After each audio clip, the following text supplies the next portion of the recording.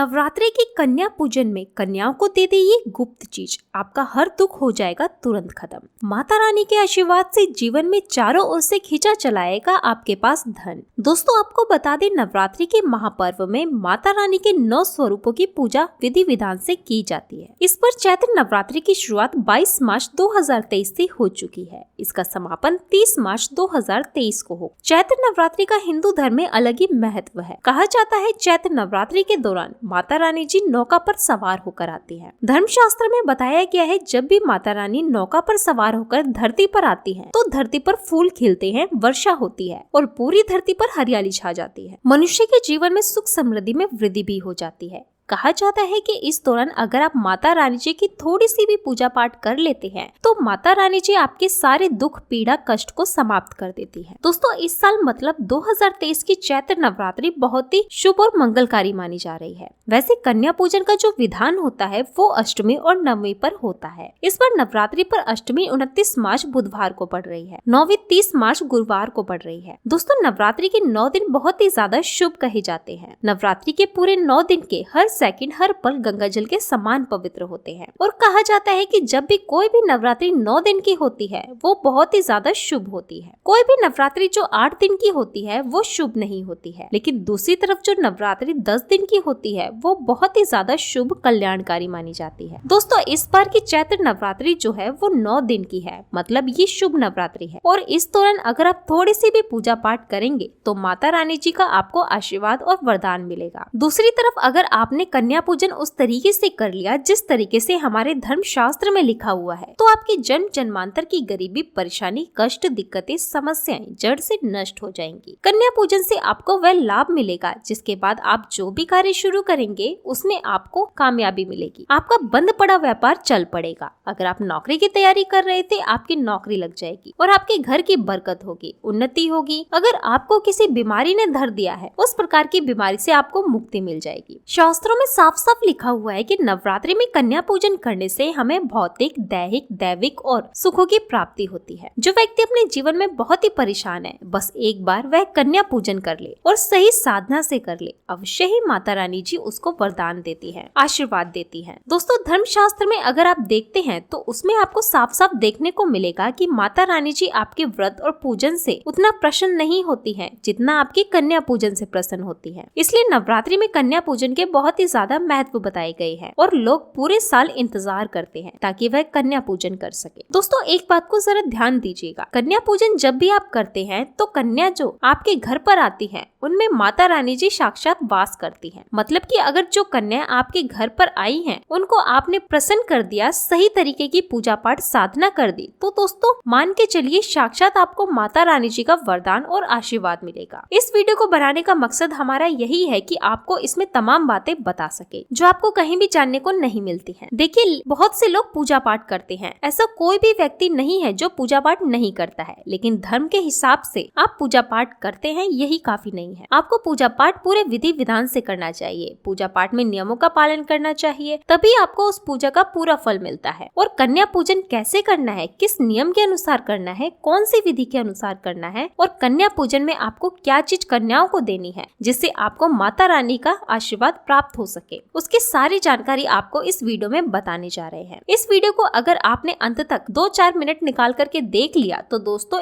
मान के चलिए आपको माता रानी जी का आशीर्वाद मिलेगा, वरदान मिलेगा। जो भी आपकी मनोकामना होगी वो अवश्य ही पूरी हो, क्योंकि कन्या पूजन हमारे हिंदू धर्म में बहुत ही ज्यादा पवित्र माना गया है। बस कन्या पूजन को सही तरीके की विधि विधान से आपको करना है, जो बहुत ही आसान है और उसके बारे में हम आपको बताने जा रहे हैं। और ये पूजन करने के बाद अवश्य ही आपको माता रानी जी का आपको आशीर्वाद और कृपा मिलेगी। इसलिए अगर आप भी चाहते हैं कि माता रानी जी के आशीर्वाद से आपके जीवन में हर दुख खत्म हो जाए, माता रानी जी के आशीर्वाद से आपके जीवन में सुख समृद्धि, मान सम्मान में वृद्धि हो और माता रानी की कृपा आप पर और आपके परिवार पर सदैव बनी रहे, तो पूरी सच्ची श्रद्धा और पूरे विश्वास के साथ इस वीडियो को लाइक करें और कमेंट में लिख दीजिए जय माता दी, जय माता रानी। देखिए दोस्तों, एक काम कीजिएगा, कमेंट बॉक्स में अपनी राशि डालना मत भूलिएगा ताकि आपकी राशि के अनुसार हमको कोई ऐसा उपाय पता चलता है जिससे आपको कोई लाभ पहुंच सकता है तो हम आपको रिप्लाई के माध्यम से बता देंगे, इसलिए वीडियो को लाइक कर दीजिए और अपनी राशि भी डाल दीजिए। साथ ही हमारे चैनल को भी सब्सक्राइब करना मत भूलिएगा। दोस्तों, धर्मशास्त्र में साफ साफ लिखा हुआ है, अगर आप कन्या पूजन कर रहे हैं, कन्याओं को कोई भी उपहार दे रही हैं और कन्याएं उनको खुशी खुशी ले लेती हैं, तो इसका मतलब यही है कि साक्षात माता रानी जी ने आपके उस उपहार को स्वीकार कर लिया है। धर्मशास्त्र में साफ साफ ये बताया जाता है कि कन्या पूजन के दौरान अगर कन्याएं आपके घर से प्रसन्न होकर के जाती हैं, तो आपके घर पर माता रानी जी की असीम कृपा बरसती है। माता रानी का आशीर्वाद आपके परिवार को और आपको मिलता है। नवरात्रि में 2 साल से लेकर के 10 साल तक की कन्याओं का पूजन किया जाता है। कन्या पूजन अष्टमी और नवमी के दिन किया जाता है। सबसे पहले आपको क्या करना होता है, चलिए आपको बताते हैं। जब भी कन्याएं आपके घर पर आती हैं, सबसे पहले उनके चरणों को दूध और पानी से धोना चाहिए। दूसरा, बहुत से लोग ये पूछा करते हैं कि कन्याओं के स्वागत कैसे किया करें, तो आपको बता दें, जब भी आपके घर पर कन्याएं आती हैं, सबसे पहले तो आपको उनके चरण धोने हैं और कन्याओं को आप जहाँ बैठाने जा रहे हैं वो जगह बिल्कुल साफ सुथरी होनी चाहिए और उस जगह पर गंगा जल का छिड़काव अवश्य होना चाहिए। उस जगह को साफ सुथरा करके आपको कोई कपड़ा अच्छा सा बिछा देना है जिस पर आपको कन्याओं को बैठाना है। दोस्तों, कुछ लोग गलतियां ये कर बैठते हैं कि उनको ये पता नहीं होता है, वो गलती से कन्याओं को लोहे की थाली में या प्लास्टिक की थाली में खाना परोसते हैं। ये बहुत ही अशुभ माना गया है। कन्याओं को आप खाना देंगे, आपको स्टील की थाली में या पत्तल में, मतलब पत्ते की थाली में देना है। दूसरा, बहुत से लोग गलती ये करते हैं कि वो कन्याओं को 3-3 पूरियां देते हैं। दोस्तों, हमारे धर्मशास्त्र में बहुत ही अशुभ माना गया है। कन्याओं को या तो 1 पूरी दीजिए या 2 पूरी दीजिए। 3 पूरियां जो होती है वो किसी के मरे में दी जाती है, तो ये गलतियां मत कीजिएगा। कन्याओं को खाने में क्या दिया जा सकता है, तो आपको बता दें, चना, सब्जी, हलवा, प्रसाद, खीर आप दे सकते हैं। ध्यान रखिएगा, कन्याओं की जो सब्जी बनती है उसमें लहसुन और प्याज का इस्तेमाल नहीं किया जाता, क्योंकि आप 9 दिन का व्रत रखते हैं। आपको 9 दिन में लहसुन और प्याज का परहेज करना होता है, इसलिए कन्याओं के पूजन में भी आप लहसुन और प्याज का इस्तेमाल नहीं कर सकते हैं। बहुत से लोग गलती कर बैठते हैं कि वो कन्याओं के पूजन में लहसुन और प्याज का इस्तेमाल कर लेते हैं। ये बहुत ही अशुभ माना गया है, इससे आपका व्रत खंडित हो जाता है। चौथा, आपको इस बात का विशेष ध्यान करके रखना चाहिए कि बहुत से लोग कन्या पूजन तो करते हैं, लेकिन कन्या पूजन में वह बाहर से खाना मंगवाते हैं और वह खाना उन कन्याओं को खिलाते हैं। ये हमारे धर्मशास्त्र में बहुत अशुभ माना गया है, क्योंकि बाहर के खाने में केमिकल मिला होता है और बाहर के खाने में लहसुन और प्याज का भी इस्तेमाल होता है, और अगर आपने ये कर दिया है तो इससे आपको कई प्रकार के दोष लग सकते हैं। दोस्तों, एक बात का अवश्य ध्यान रखिएगा, जब तक व्रत और पूजा का नियम का पालन नहीं किया जाता, तब तक हमें उसके व्रत और पूजा का लाभ नहीं मिलता है। और अगर आप कन्या पूजन कर रहे हैं और आपके अपने हाथ से शुद्ध तरीके से खाना नहीं बनाया, तो आपकी पूजा संपन्न नहीं मानी जाएगी। दोस्तों, ये जितनी भी चीजें हमने आपको बताई है वो आप कन्याओं को खिला सकते हैं। अब आपको क्या करना है, जब कन्याएं खाना खा लें, कन्याओं के खाना खाने के बाद उस थाली में आपको एक लौंग, फूल वाली और पूरी लौंग रख देनी है। अब लौंग क्यों रखनी है, तो आपको बता दें कि माता रानी जी को लौंग बहुत ही प्रिय है। माता रानी जी को जो भोग लगाया जाता है उसमें लौंग का इस्तेमाल किया जाता है, तो कन्याओं की थाली में अगर आप लौंग रख देते हैं तो मान के चलिए इससे आपका भाग्य चमकता है, आपका भाग्य उदय होता है। आखिरी में आपको इस बात का विशेष करके ध्यान रखना होगा, कन्याओं के हाथ में दक्षिणा अवश्य ही रखें। इतनी दक्षिणा रख दीजिए कि कन्या खुशी खुशी आपके घर से जाए। इससे होगा ये कि आपको माता रानी का वो आशीर्वाद मिलेगा जिसके बाद आपके जीवन में धन संबंधी कोई भी परेशानी नहीं आएगी और आप अपने जीवन में बहुत ज्यादा तरक्की करेंगे। कन्याओं को उपहार में क्या दें? कन्याओं को आप उपहार में चॉकलेट का डिब्बा दे सकते हैं, खिलौने दे सकते हैं, कपड़े दे सकते हैं। बस कपड़े काले रंग के नहीं होने चाहिए, क्योंकि माता रानी जी की पूजा में कभी भी काले रंग की किसी भी चीज का इस्तेमाल नहीं किया जाता। अंत में आपको इस बात का ध्यान रखना होगा कि जब कन्याएं आपके घर से जा रही हों तो उनके चरणों को छूना है। कहा जाता है कि जब भी कन्याएं हमारे घर से जाती है तो उनमें साक्षात माता रानी जी का वास होता है, और कन्याओं को जब भी आप चरण छू रहे हैं उसी वक्त आपको अपनी मनोकामना बोलनी, क्योंकि उस वक्त कन्याओं में माता रानी जी का वास होता है। और अगर आप उस वक्त अपनी मनोकामना बोलते हैं तो मान के चलिए अवश्य ही माता रानी जी के आशीर्वाद से आपकी मनोकामना पूरी होती है। तो दोस्तों, इस वीडियो को यहीं पर समाप्त करते हैं। आपसे निवेदन है, वीडियो को लाइक करना मत भूलिएगा।